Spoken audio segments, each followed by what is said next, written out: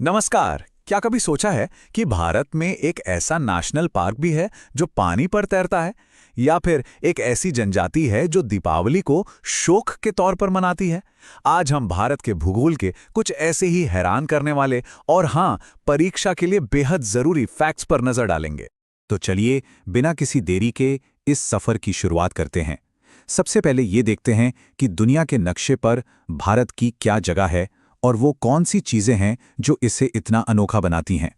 तो सबसे पहले आइए दुनिया के मैप पर भारत की पोजीशन और इसकी ग्लोबल इंपॉर्टेंस को समझते हैं। अच्छा, तो अगर हम एरिया की बात करें तो भारत दुनिया का 7वां सबसे बड़ा देश है। अंदाजा लगाइए, ये लगभग पूरे यूरोप महाद्वीप के बराबर है। और जब बात आबादी की आती है तो भारत दूसरे नंबर पर है। इसका मतलब ये हुआ कि दुनिया में हर छठा इंसान एक भारतीय है। अब यहाँ एक बहुत इंटरेस्टिंग फैक्ट है। इतनी बड़ी आबादी दुनिया की कुल जमीन के सिर्फ 2.4% हिस्से पर रहती है। सोचकर देखिए, दुनिया के 17.5% आबादी सिर्फ उस 2.4% जमीन पर। जाहिर है, इसी वजह से भारत दुनिया के सबसे घनी आबादी वाले इलाकों में से एक है। भारत का फैलाव भी काफी जबरदस्त है। उत्तर में कश्मीर से लेकर दक्षिण में कन्याकुमारी तक ये लंबाई है 3,214 किलोमीटर, और पूर्व में अरुणाचल प्रदेश से पश्चिम में गुजरात तक चौड़ाई है 2,933 किलोमीटर, मतलब लगभग बराबर ही है। भारत के बीच से गुजरने वाली एक बहुत ही जरूरी लाइन है कर्क रेखा या ट्रॉपिक ऑफ कैंसर। ये एक बहुत कॉमन एग्जाम क्वेश्चन है कि ये किन राज्यों से गुजरती है।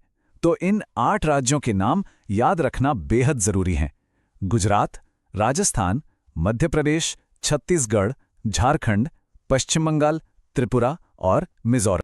तो अब हमने भारत के साइज और इसके अंदरूनी भूगोल को थोड़ा समझ लिया है।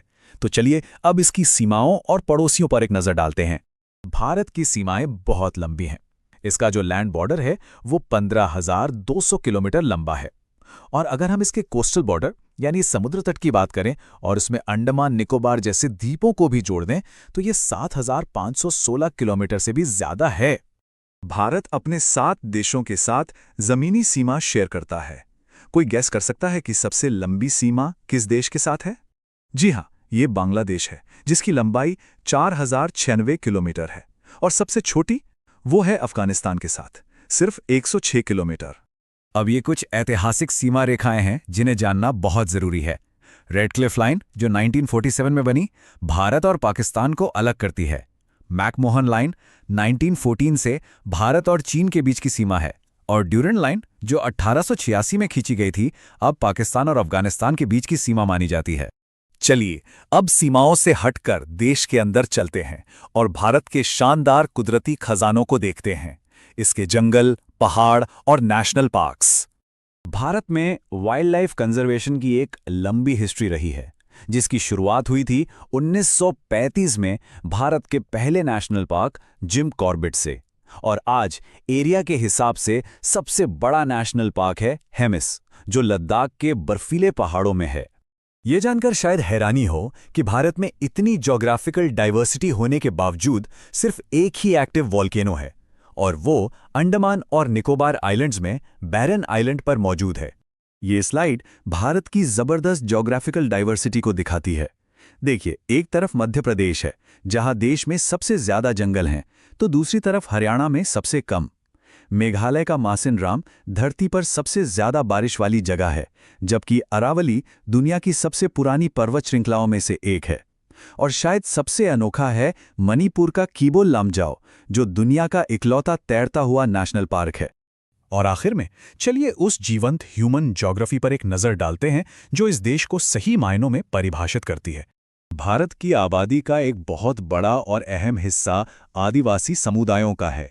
इनमें से 3 सबसे बड़े समूह हैं: गोंड, भील और संथाल। देश भर में इनकी एक खास सांस्कृतिक पहचान है। भारत के हर जनजाति का अपना एक अलग कल्चर और अपनी परंपराएं हैं। जैसे उत्तराखंड की थारू जनजाति दिवाली को एक शोक के दिन के तौर पर मनाती है। वहीं तमिलनाडु की टोडा जनजाति नीलगिरी की पहाड़ियों में भैंस पालने के लिए जानी जाती है। ये तो भारत की सांस्कृतिक विविधता की बस एक छोटी सी झलक है। डांस भारत के कल्चर का एक बहुत ज़रूरी हिस्सा है। चाहे वो तमिलनाडु के भरतनाट्यम की ग्रेस हो, या केरल के कथकली के भाव, या फिर असम के बिहू और गुजरात के गरबा जैसे जोशीले लोक नृत्य। हर एक डांस फॉर्म अपने आप में एक कहानी कहता है। तो हमने पहाड़ों से लेकर समुद्र तटों तक, प्राचीन जनजातियों से लेकर क्लासिकल डांस तक भारत की जबरदस्त भौगोलिक और सांस्कृतिक विविधता की एक झलक देखी। यही विविधता ही तो भारत की असली पहचान है ना? हमने परीक्षा के लिहाज से कई जरूरी फैक्ट्स कवर किए, लेकिन एक बात याद रखनी होगी। भारत का भूगोल सिर्फ आंकड़े नहीं है, ये एक जीती जागती कहानी है। हमारे साथ जुड़ने के लिए धन्यवाद। नमस्कार। अगर आप किसी भी कॉम्पिटिटिव एग्जाम की तैयारी कर रहे हैं तो ये खास आपके लिए है। अगले कुछ मिनटों में हम दिसंबर 2025 के उन सभी जरूरी घटनाक्रमों पर नजर डालेंगे जो एग्जाम में पूछे जा सकते हैं। तो चलिए बिना देर के शुरू करते हैं। तो आज हम क्या क्या कवर करने वाले हैं? सबसे पहले देखेंगे महीने की खास तारीखें और उनके थीम्स। फिर देश और दुनिया की बड़ी घटनाओं पर बात करेंगे। उसके बाद इकोनॉमी और टेक्नोलॉजी में क्या नया हुआ से ये समझेंगे। और आखिर में बात होगी अवार्ड्स, स्पोर्ट्स और पर्सनैलिटीज की। चलिए सबसे पहले बात करते हैं दिसंबर की महत्वपूर्ण तारीखों की। इनको याद रखना बहुत जरूरी है क्योंकि ये अक्सर एग्जाम्स में सीधे सीधे पूछ लिए जाते हैं। तो दिसंबर का महीना जरूरी दिनों से भरा हुआ है। इन तारीखों को एकदम नोट कर लीजिए। 1 दिसंबर को होता है वर्ल्ड एड्स डे। 4 दिसंबर को हम मनाते हैं नेशनल नेवी डे। 10 दिसंबर है ह्यूमन राइट्स डे। 23 दिसंबर को हम राष्ट्रीय किसान दिवस मनाते हैं। और 25 दिसंबर अटल बिहारी वाजपेयी जी के जन्मदिन पर गुड गवर्नेंस। अच्छा, अब ह्यूमन राइट्स डे को थोड़ा और करीब से देखते हैं। ये 1948 की ऐतिहासिक घोषणा का सम्मान करने के लिए मनाया जाता है। और हां, इस साल की थीम है मानवाधिकार, हमारी दैनिक आवश्यकताएं। एग्जाम के लिए ये 2 तारीखें बहुत जरूरी हैं। भारत में इससे जुड़ा कानून 29 सितंबर 1993 को लागू हुआ और बस कुछ ही दिनों बाद 12 अक्टूबर 1993 को नेशनल ह्यूमन राइट्स कमीशन यानी NHRC बनाया गया। चलिए अब आगे बढ़ते हैं और देखते हैं देश में क्या कुछ बड़ा हुआ। बात करेंगे पॉलिसी, एनवायरनमेंट और गवर्नेंस से जुड़े कुछ अहम बदलावों की। इस महीने एक बहुत बड़ा बदलाव हुआ मनरेगा स्कीम में। सबसे पहले तो इसका नाम बदल गया है। नया नाम है विकसित भारत जी राम जी। अब इसमें काम की गारंटी भी 100 दिन से बढ़ाकर 125 दिन कर दी गई है। लेकिन एक और बड़ा चेंज है फंडिंग मॉडल में। पहले पूरा 100% पैसा केंद्र सरकार देती थी, लेकिन अब ये 60-40 के अनुपात में केंद्र और राज्य के बीच बंट गया है। ये पॉलिसी से जुड़े एग्जाम्स के लिए एक बहुत ही जरूरी पॉइंट है। अब देखिए, इस महीने एक काफी विवादास्पद विषय सामने आया। वो था अरावली पर्वत श्रृंखला की नई परिभाषा। सुप्रीम कोर्ट ने एक नई परिभाषा को मंजूरी दी, जिसके मुताबिक किसी पहाड़ी को अरावली पहाड़ी तभी माना जाएगा जब वो कम से कम 100 मीटर ऊंची हो।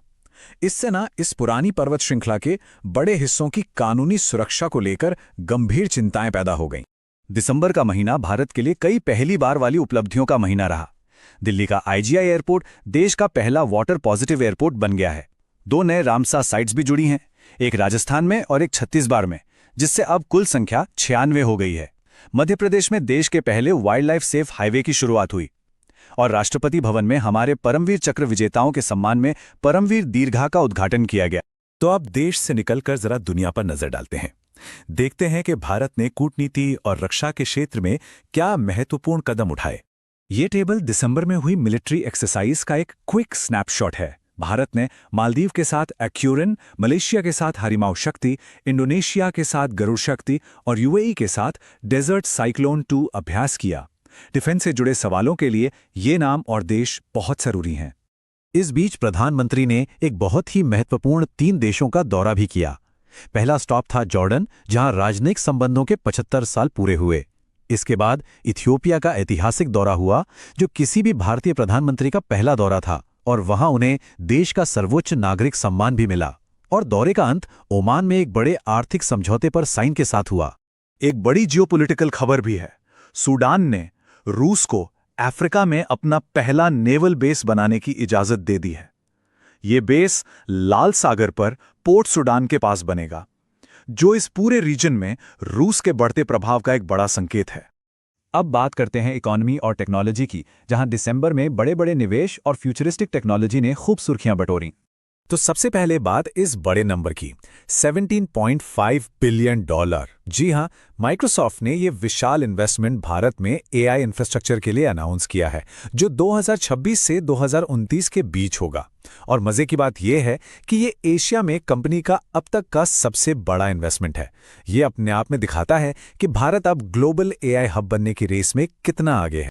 और ये चार्ट तो एआई में भारत की जबरदस्त कहानी खुद ही बयां कर रहा है। बस इस जंप पर गौर कीजिए। ग्लोबल एआई इंडेक्स में भारत 4 पायदान ऊपर चढ़कर सीधा तीसरे नंबर पर आ गया है, अमेरिका और चीन के ठीक बाद। ये वाकई में देश की बढ़ती हुई टेक पावर का सबूत है। और अब कुछ ऐसा जो सीधे भविष्य से आया लगता है, गूगल का प्रोजेक्ट सनकैचर। सोचिए जरा, इसका मकसद है स्पेस में सोलर पावर डेटा सेंटर्स बनाना, ताकि भविष्य की कंप्यूटिंग जरूरतों के लिए एक सस्टेनेबल और सुपर पावरफुल इंफ्रास्ट्रक्चर तैयार हो सके। और अब आखिर में चलिए उन लोगों और टीमों को जानते हैं जिन्होंने इस महीने अपने अपने फील्ड में कमाल का प्रदर्शन किया। तो ये हैं महीने के कुछ बड़े ग्लोबल अवार्ड्स और अपॉइंटमेंट्स। टाइम मैगजीन ने आर्किटेक्ट्स ऑफ एआई को पर्सन ऑफ द ईयर चुना। यूएनईपी का बहुत ही प्रतिष्ठित champions of the earth award Tamil Nadu की सुप्रिया साहू को मिला। रोमन गॉफमैन को इजराइल की खुफिया एजेंसी मोसाद का नया चीफ बनाया गया। और Sangeeta Barua press club of India की पहली महिला अध्यक्ष बन गई। भारतीय स्पोर्ट्स के लिए ये एक ऐतिहासिक पल था। चेन्नई में हुए फाइनल में भारतीय टीम ने हांगकांग को 3-0 से हराकर अपना पहला स्क्वॉश वर्ल्ड कप टाइटल जीत लिया। क्या शानदार जीत थी। सुरक्षा पहले, उत्पादन बाद में, ये कोट नए शांति बिल का मूल मंत्र है। ये भारत के एनर्जी सेक्टर के लिए एक लैंडमार्क कानून है जो 2 बड़े काम करता है। पहला, ये न्यूक्लियर एनर्जी सेक्टर को प्राइवेट इन्वेस्टमेंट के लिए खोलता है, और दूसरा, रेगुलेटरी बोर्ड एईआरबी को और ज्यादा पावर देता है। तो के उन सभी जरूरी करंट अफेयर्स पर एक नजर डालते हैं जो प्रतियोगी परीक्षाओं के लिए बेहद महत्वपूर्ण हैं। कोशिश करेंगे कि हर जानकारी को आसान तरीके से समझा जाए ताकि वो लंबे समय तक याद भी रहे। तो आज हम क्या क्या कवर करने वाले हैं, देखिए, हम 6 मुख्य हिस्सों में बात करेंगे। शुरुआत होगी जरूरी तारीखों से, फिर रिपोर्ट और रैंकिंग्स, राष्ट्रीय समाचार, वैश्विक स्तर पर क्या हुआ, खेलकूद, और आखिर में विज्ञान और रक्षा। इस तरह से आगे बढ़ने से चीजें दिमाग में आसानी से बैठ जाती हैं। ठीक है, तो सबसे पहले सेक्शन पर आते हैं मुख्य तिथियां और दिन। चलिए देखते हैं मई 2025 के वो कौन से खास दिन हैं जो परीक्षाओं में अक्सर आ जाते हैं। तो मई का महीना, जैसा कि यहां दिख रहा है, काफी महत्वपूर्ण दिनों से भरा हुआ है। 1 मई से शुरुआत होती है अंतर्राष्ट्रीय श्रमिक दिवस से, फिर 3 मई को विश्व प्रेस स्वतंत्रता दिवस, 8 मई को विश्व रेड क्रॉस दिवस, 22 मई को अंतर्राष्ट्रीय जैव विविधता दिवस और 25 मई को विश्व फुटबॉल दिवस। ये सारी तारीखें सीधे सीधे पूछी जा सकती हैं। अब इसमें से एक तारीख पर थोड़ा और गौर करते हैं। 22 मई यानी अंतर्राष्ट्रीय जैव विविधता दिवस। इसकी थीम है प्रकृति के साथ सद्भाव और सतत विकास। यह बहुत जरूरी है क्योंकि अब परीक्षाओं में सिर्फ तारीख नहीं, उस दिन की थीम क्या थी, ये भी पूछने का चलन बढ़ गया है, तो इसे जरूर याद रखिएगा। चलिए अब आगे बढ़ते हैं अपने दूसरे सेक्शन की तरफ। यह है रिपोर्ट और रैंकिंग का। इसमें हम देखेंगे कि अलग अलग वैश्विक और राष्ट्रीय सूचकांकों में भारत की क्या स्थिति रही है। तो सिप्री की जो 2024 की रिपोर्ट आई है सैन्य खर्च पर, उसके हिसाब से सबसे ज्यादा खर्च करने वाले 3 देश हैं अमेरिका, चीन और रूस। मतलब इनका रक्षा बजट दुनिया में सबसे ज्यादा है। ये रैंकिंग हमें वैश्विक शक्ति संतुलन के बारे में काफी कुछ बताती है। तो शीर्ष 3 तो हमने देख लिए, पर परीक्षा के दृष्टिकोण से सबसे महत्वपूर्ण है कि भारत कहाँ है। तो भारत दुनिया में 5वां सबसे बड़ा सैन्य खर्च करने वाला देश है। ये एक बहुत बड़ा पॉइंट है, इसे नोट कर लीजिए। अच्छा, अगला सवाल ये भी रैंकिंग से ही जुड़ा है। 2025 के विश्व प्रेस स्वतंत्रता सूचकांक में भारत की रैंक क्या थी? ये सवाल सीधा बन सकता है। तो नंबर है 151। जी हां, 151। इस संख्या को दिमाग में बिठा लीजिए। चलिए एक और बहुत ही महत्वपूर्ण सूचकांक की बात करते हैं, मानव विकास सूचकांक यानी HDI। ये सूचकांक बताता है कि किसी देश में स्वास्थ्य, शिक्षा और जीवन स्तर कैसा है। तो इसमें भारत की क्या रैंक है 2025 में? तो 193 देशों में से भारत 130वें स्थान पर है। और नंबर 1 पर कौन है? वो है आइसलैंड। ये भी याद रखना जरूरी है कि शीर्ष पर कौन सा देश है। अब कुछ राष्ट्रीय स्तर के आंकड़ों को देख लेते हैं जो काफी महत्वपूर्ण है। देखिए, पहला पॉइंट पर्यावरण से जुड़ा है। भारत में कुल हिम तेंदुओं की गिनती अब 718 हो गई है, जिसमें से सबसे ज्यादा 477 लद्दाख में है। फिर आते हैं अर्थव्यवस्था पर। 2024-25 में कुल एफडीआई 81.04 बिलियन डॉलर रहा, जो 14% की वृद्धि है। सबसे ज्यादा एफडीआई कहां से आया? सिंगापुर से। और किस राज्य में सबसे ज्यादा आया? महाराष्ट्र में। ये सारे पॉइंट्स अपने आप में एक-एक सवाल हैं। ठीक है, अब चलते हैं तीसरे सेक्शन की तरफ, राष्ट्रीय समाचार सारांश। यहां हम देश के अंदर की बड़ी खबरों, नियुक्तियों और नई पहलों को देखेंगे। तो दो बहुत ही महत्वपूर्ण राष्ट्रीय नियुक्तियां हुई हैं।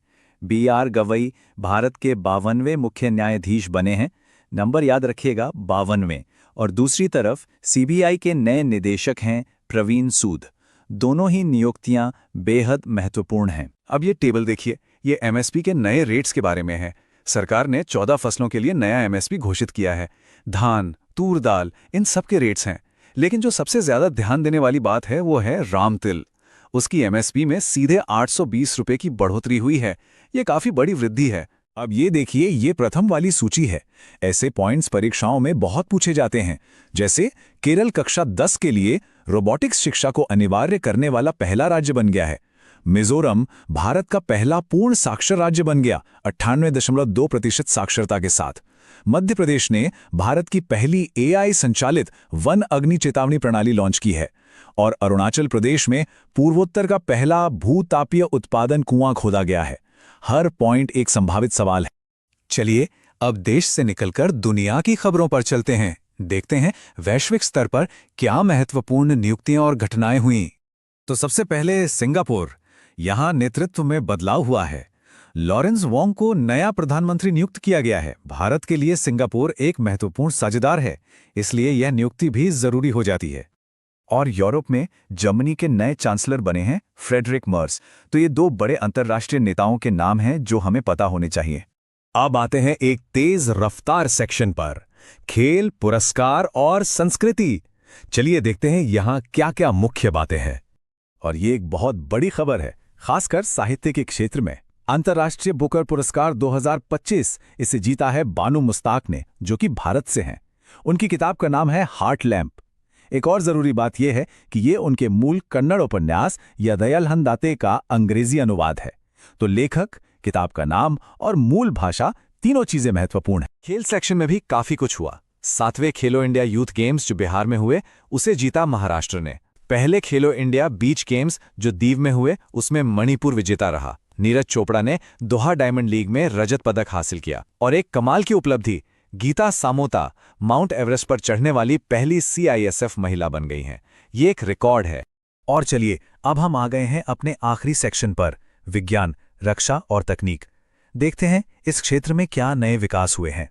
प्रोजेक्ट कुशा का नाम जरूर याद रखें। ये डीआरडीओ का प्रोजेक्ट है, जिसके तहत S-400 जैसा एक स्वदेशी सतह से हवा में मार करने वाली मिसाइल प्रणाली बनाई जा रही है। फिर है भार्गवास्त्र। ये एक नया एंटी ड्रोन सिस्टम है जिसका सफल परीक्षण उड़ीसा के गोपालपुर में किया गया। और ऑपरेशन ब्लैक फॉरेस्ट, ये छत्तीसगढ़ तेलंगाना सीमा पर एक नक्सल विरोधी अभियान था। तीनों ही रक्षा और आंतरिक सुरक्षा के लिए बहुत अहम है। ये थे मई 2025 के कुछ सबसे महत्वपूर्ण तथ्य। हमने अलग अलग विषयों पर बात की, लेकिन आखिर में एक सवाल पर सोचते हैं। एक तरफ शासन में एआई का इस्तेमाल बढ़ रहा है, दूसरी तरफ हम नई नई रक्षा तकनीकें बना रहे हैं, और तीसरी तरफ वैश्विक मंच पर भारत की उपस्थिति भी बढ़ रही है।